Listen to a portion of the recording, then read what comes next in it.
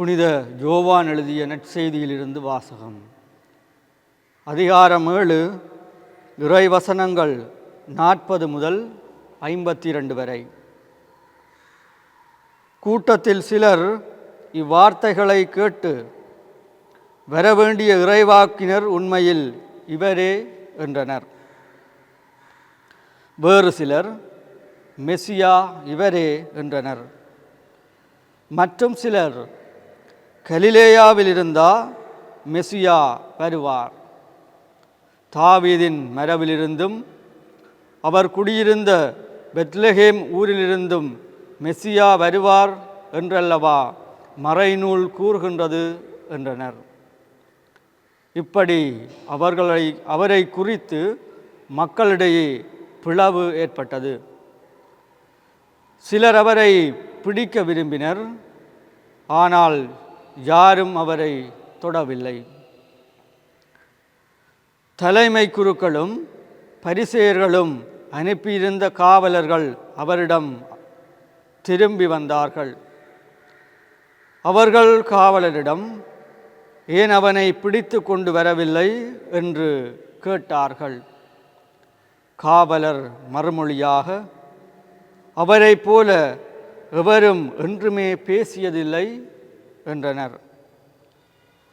பரிசேயர் அவர்களை பார்த்து, நீங்களும் ஏமாந்து போனீர்களோ? தலைவர்களிலாவது பரிசேயர்களிலாவது அவனை நம்புவோர் யாராவது உண்டா?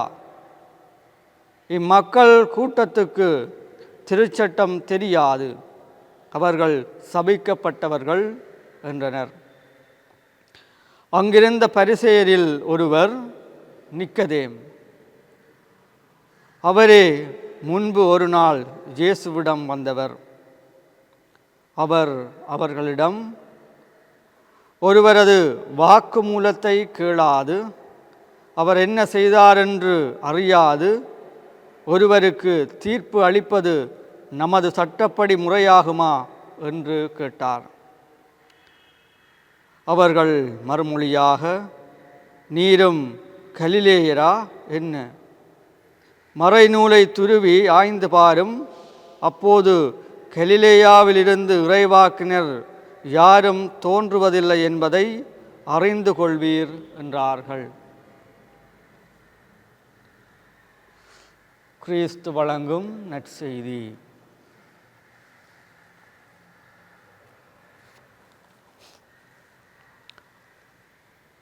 இயேசுவில் பிரியமான சகோதர சகோதரிகளே, இன்றைய நற்செய்தி வாசகம் எமக்கு விடுக்கும் செய்தி யாதெனில், நாங்கள் ஒருவரை அவரை பற்றிய தரவுகளை கொண்டு மதிப்பிடாமல், அவரிடம் காணப்படுகின்ற நற்பண்புகள், விலை மதிக்க முடியாத ஆற்றல்கள், திறமைகள் என்பவற்றை கொண்டு நாங்கள் அவரை மதிப்பிட வேண்டும், கணக்கிட வேண்டும் என்று கூறி நிற்கின்றது. இன்று ஆண்டவர் இயேசுவுக்கு இந்த நிலை ஏற்பட்டுள்ளதை நாங்கள் பார்க்கின்றோம். சரியான கண்ணோட்டத்தில், அதாவது ஆண்டவர் இயேசுவின் நற்குணங்கள், அவரது தகமைகளை கொண்டு அவரை மதிப்பிட்ட கூட்டம் ஒரு புறம், இன்னொரு புறம் அவர் சம்பந்தமான பிழையான தரவுகளை நம்பிக்கொண்டு அவரை ஏற்றுக்கொள்ளாத இன்னொரு கூட்டத்தினரை நாங்கள் பார்க்கின்றோம். தரவுகள் என்று நாங்கள் பார்க்கின்ற போது, ஒருவருடைய பின்புலம், அவர் எங்கே பிறந்தவர், எந்த குலத்தை சார்ந்தவர், எந்த மதத்தைச் சேர்ந்தவர், எந்த இனத்தைச் சேர்ந்தவர் என்று நாங்கள் ஒருவருடைய பின்புலத்தை கொண்டு அவரை நாங்கள் மதிப்பிடுகின்றோம். இந்த மனப்பான்கு பெரும்பாலும் எங்களிடையே இருப்பதை நாங்கள் பார்க்கக்கூடியதாக இருக்கின்றது. நாங்கள் எங்கள் மத்தியிலே வாழுகின்ற எங்களுடைய சகோதர சகோதரிகளை சில சந்தர்ப்பங்களில் அவர்களுடைய பின்புலத்தை கொண்டு அவர்களை நாங்கள் இழிவுபடுத்துகின்றோம், சில வேளை அவர்களை நாங்கள் மதிக்கின்றோம். ஆனால் அது தவறு. நாங்கள் ஒருவருடைய நற்குணத்தை அவருக்கு கடவுளால் கொடுக்கப்பட்ட சிறந்த ஆற்றல்கள், திறமைகள் என்பவற்றை கணக்கிலே கொண்டு அவருடைய நற்செயல்களை முன்னிட்டு அவர்களை நாங்கள் மதிக்க வேண்டும். அவர்களுக்கு நாங்கள் கொடுக்க வேண்டிய இடத்தை கொடுக்க வேண்டும் என்ற செய்தியை இன்று நாம் கேட்டுக்கொள்ள வேண்டியவர்களாக இருக்கின்றோம். ஆண்டவர் இயேசுவை சரியான கண்ணோட்டத்திலே பார்த்தவர்கள் அவரை இறைவாக்கினராகவும் மெசியாவாகவும் அவரை போல என்றுமே யாரும் பேசியதில்லை என்று அவருடைய அரும்பெரும் செயல்களை முன்னிட்டு, அவரது நற்குணத்தை முன்னிட்டு அவரை பாராட்டுகின்றார்கள், அவரை பற்றி நன்றாக பேசுகின்றார்கள். ஆனால் இந்த பரிசேயர்கள் ஆண்டவர் இயேசுவின் பின்புலத்தை கருத்திலே கொண்டு, அதாவது அவர் எங்கே பிறந்தார், எந்த குடும்பத்திலிருந்து வந்தார் என்பவற்றை கருத்திலே கொண்டு அவரை ஏற்றுக்கொள்ள மறுக்கின்றனர். அமெரிக்காவின் ஜனாதிபதியாக இருந்த ஆபிரகாம் லிங்கனிடம், அவர் ஜனாதிபதியாக இருந்த காலத்திலே ஒரு நபர் அவரிடம் வந்து அவரிடம் கேலியாக சொல்லுவார், உன்னுடைய தந்தை தைத்து தந்த மிதியடியை, அதாவது சண்டிலை நான் இன்றும் அணிந்திருக்கின்றேன், அவர் மிக சிறப்பாக அதை செய்திருக்கின்றார் என்று அவருடைய பின்புலத்தை இழிவுபடுத்தும் நோக்கோடு லிங்கனிடம் அவர் சொல்லுவார். அதை புரிந்து கொண்ட லிங்கன் நல்ல மனதோடு, நண்பரே,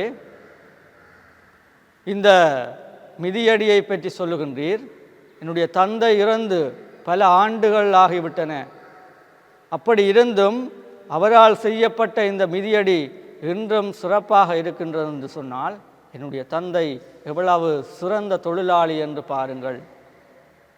நான் வெறுமனே அமெரிக்கா நாட்டினுடைய ஜனாதிபதி மட்டுமல்ல, நான் ஒரு செருப்பு தொழிலாளியின் மகன் கூட. இந்த சண்டிலில், அதாவது இந்த மிதியடியில் ஏதாவது பிழை இருக்குமாக இருந்தால், கிழிசல் ஏதும் ஏற்படுமாக இருந்தால் என்னிடம் கொண்டு வாருங்கள், நான் அதை சரி செய்து தருவேன் என்று அவர் பெருந்தன்மையோடு கூறுகின்றார்.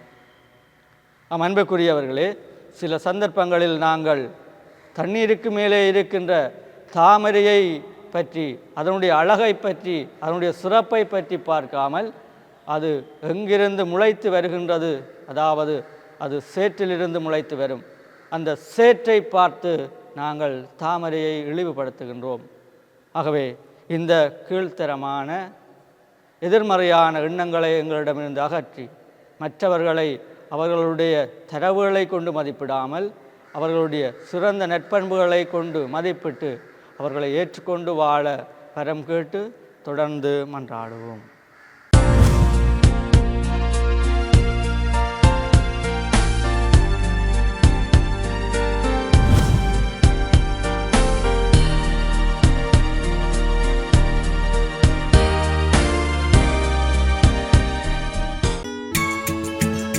ஹோலி மேரியில் புத்தம்புது நிகழ்ச்சிகளை உடனுக்குடன் பார்த்து மகிழ எமது ஃபேஸ்புக் மற்றும் யூடியூப் பக்கத்தை லைக் செய்யுங்கள்.